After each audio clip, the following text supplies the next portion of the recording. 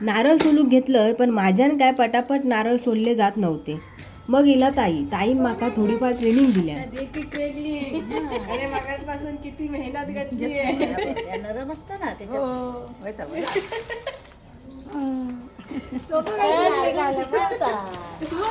अशी देखील ट्रेनिंग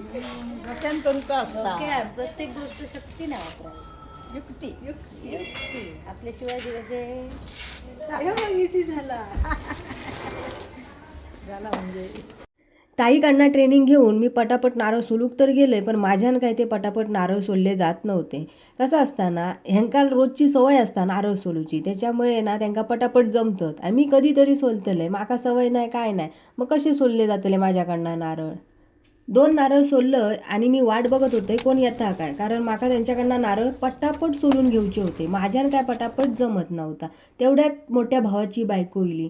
ती बघा कशी व्यवस्थित नारळ सोलता का, कारण तिका रोजची सवय असा, ती रोज नारळ सोलता, त्याच्यामुळे तिका आता पटापट जमता. थोड्या वेळात बाजूची वहिनी पण इली, मग तिच्याकडनं पण नारळ सोलून घेतले. तिका पण रोजची सवय असता, त्याच्यामुळे ती पण व्यवस्थित नारळ सोलीत होती. सगळे नारळ सोलून झाले होते आणि या शहाळा रावला होता, त्या शहाळा मी सोलूक घेतले होते, कारण त्या माका आता खाऊक मिळणार होता.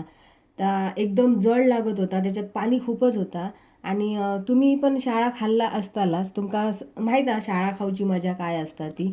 नारळ ते चांगले त्याची किशे बिशे काढायचे आणि मग ती जी काही सोंडणं असत ती सोंडणं घ्यायची आणि उन्हात सुकवायची. म्हणजे त्या सोंडांचा वापर होता चूल पेटूक माहीतच आहे तुमका, त्या काय वेगळा सांगूक नको.